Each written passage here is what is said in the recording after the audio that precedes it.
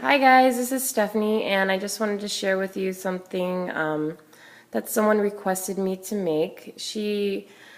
Her daughter has a whole bunch of necklaces, like 30 or 35 or something, and she needed something for it to go up on the wall so that it can get off of her dresser. And so she contacted me and asked me to design something. So this is what I came up with.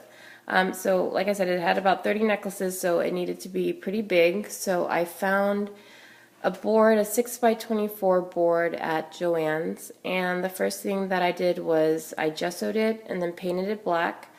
And then after that, I laid the paper down, and the paper is from the DCWV Glam Rock stack. Sorry for the shaking. Okay. And then and this is I was able to just use one sheet on it because it isn't very tall, it's just very long.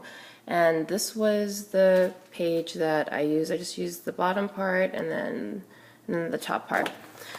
So and if you've never seen that stack, it's really cool. It has a lot of cool images and some cutouts in it, so you should check that out. And then so like I said, because this was a long board, the way that I pieced it together was a left and a right piece, and you can see the seam in the middle. It's right there. Yep. So I think I did pretty good camouflaging it, or the best that I could. So I don't think it's that noticeable, but that's where that is, and that's why I had the little peekaboo right there.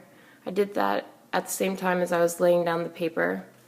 So once that was done, then I started laying down the laces, and that black heart lace is from Lavish Laces, and then the one on top and in the ribbon in the strap, I don't remember where that's from. That's just from my stash, as well as the pink one in the peekaboo.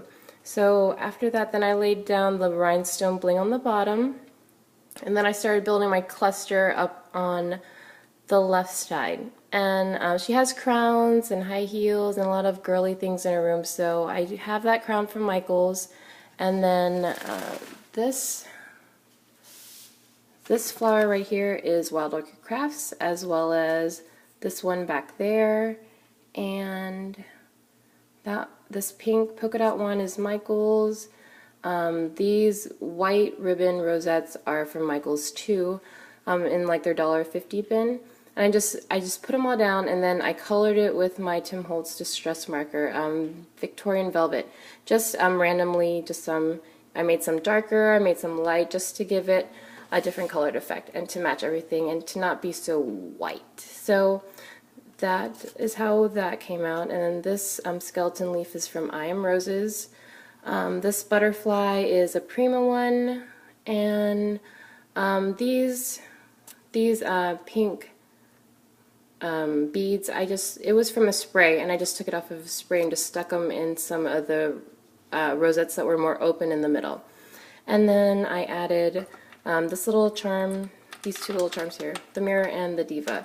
And the way that I did that was I hooked it to a rosette, and then I popped a little bit of hot glue in between these two, and then I just pushed it up there and held it there until it stuck.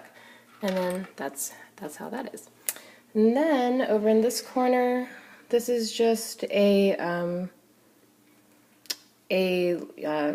lace rosette that I cut off, stuck a metal Recollections embellishment on top of that, and then this one on top of that, and that's from Recollections too.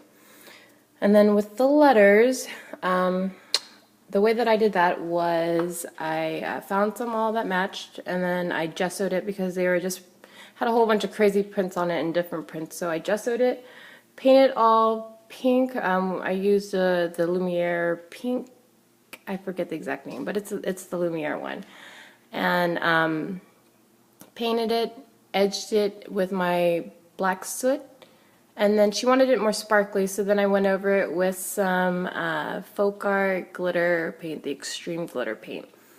And then she likes a little bling, so oh, and she came up with a Doll Me Up, so I just put that on there because that's what she wanted. This is a rub-on from my stash. I don't know exactly where it is, where that's from. This bling is from Saw Crafters, and I cut it up. So that's not how it looked, so there was other parts to it.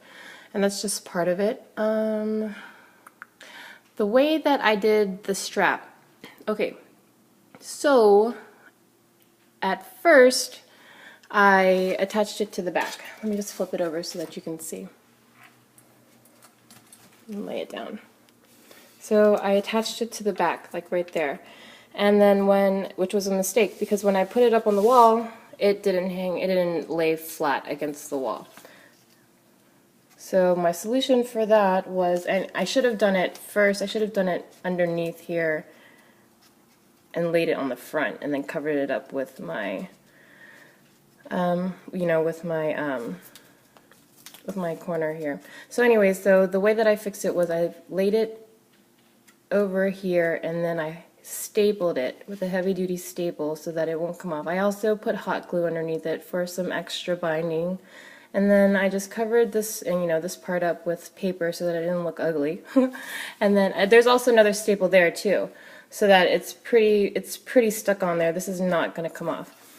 And then the way that I hid that on the front was with the bow, and I wanted to hang my charm from there, but it was going to get in the way of all the necklaces if I had too much dangles, so that's why I chose to do it on the side there.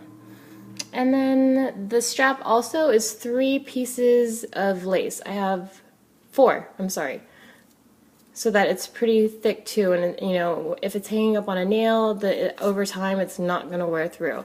So I have, in the middle I have a white ribbon, and then this was a white cotton lace, and then I dyed it with my Lindy's Hottie Patati, I think is the color, and then I put the 2 pieces of black lace on the top and the bottom. So, and then once I had my cluster there and I knew what was going on here, then I finished up the rest of the bling there. And then, like I said, she loves bling, so I added it to the letters because she just wanted it to pop more. And then, I added that half back pearl there. Went around it with some pink stickles.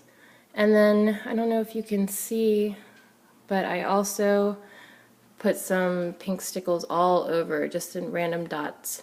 And then finished it off with the pink rhinestones. So, there you have it.